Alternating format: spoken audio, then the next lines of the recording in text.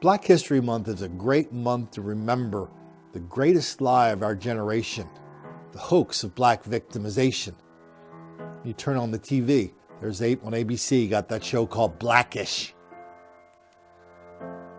PBS, NPR, Netflix. What do they do on Netflix? What's it called? Hey White People or something. I forget what they're called. Dear White People. They bring out lots of kids and lots of adults to patiently explain to us why we're racist, why they're victims, why we have to change, why they have to do more of what they are doing, when the real story is in fact the reverse. The difference between black crime and white crime, these rates are astronomically different. And during Black History Month, during any month, we just can't get one person to even raise their eyebrow and ask what's up with that. Instead, we just get a relentless diet of relentless white racism all the time, everywhere. That explains everything. It's such a durable and tight cocoon they've constructed around themselves. But as tough as it is, as tight as it is, every once in a while, reality creeps in. That's what we saw today at Ohio State University. They arrested a black guy for killing a white co-ed. Turns out he's a sex offender. They let out too soon. Same in Massachusetts. That girl lived.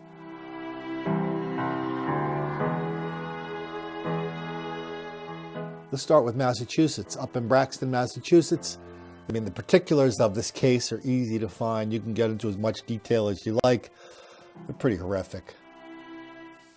Here's the money quote that I want you to hear for the purposes of this segment.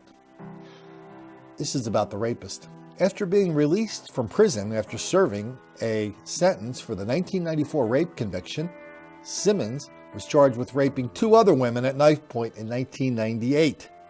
He was still on probation for those crimes when he committed those offenses. He was eventually convicted of both rapes and was sentenced to serve 8 to 10 years in prison. Prior to his scheduled release, the district attorney said he was a sexually dangerous person, and they pleaded with the judge to let him go. They had an independent panel that agreed, yeah, we don't know, this guy is bad news, we can't let him out.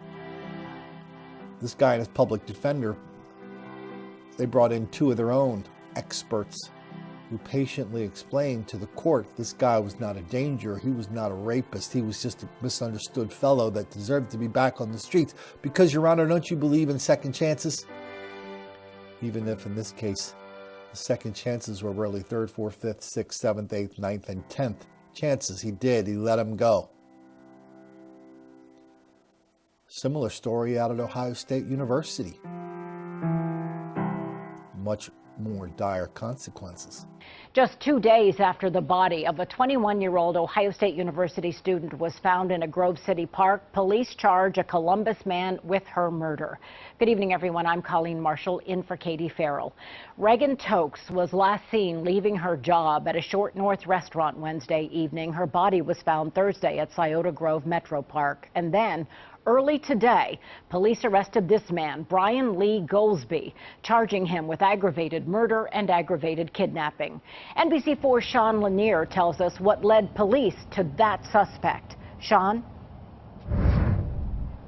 Yeah, Colleen, in just the last hour, we received this complaint from the court spelling out what Goldsby, that suspect, told them. And they say in this complaint that he admitted to kidnapping and then later shooting Reagan. Now, if they didn't have this, they said they did have DNA evidence linking him to the crime scene.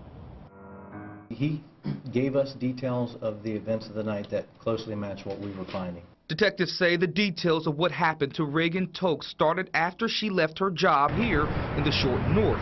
That was the last time anyone saw her, but police believe this man, Brian Lee Goldsby, crossed paths with Tokes soon after her shift was over. Goldsby has no known connection to Reagan. Detectives say what links this case back to Goldsby was what they found in her car, which was located near the place he lived. We recovered several pieces of evidence inside the car that could be tested for DNA. The DNA linked to Goldsby because he's a registered sex offender and was recently released from prison. Now he's back in jail facing a couple of charges. We are charging him with kidnapping, aggravated robbery, and the aggravated murder of Reagan Tokes. And Goldsby, he will be in court on Monday. As far as this Ohio State community, we were on Ohio State's campus. They were a little shaken up because Tokes was a student here. We have a statement from President Drake, and it reads in part, "We are relieved that this investigation has identified a suspect, and they will continue to work with law enforcement as long as they need it." Of course, again, Goldsby will be in court on Monday. So with each one of these stories, each one more horrific than the last, everybody keeps wondering, who's going to bell the cat? What's going to be the one story that really captures everybody's imagination and makes everybody stand up and say, hey, wait a minute, you keep telling me you're the victims, black people are the victims, but the newspapers, they keep showing these white victims of black criminals. They never connect the dots. They never say, hey, what's up with all that? Why is this black criminality so wildly out of proportion? I mean, we keep waiting for that day. I don't know if that day is I don't know if it's gonna come. I sense it is.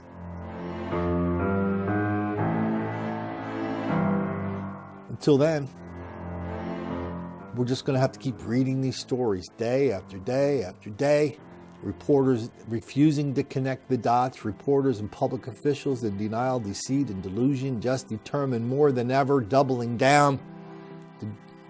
They just don't want to do anything to make the black kids angry.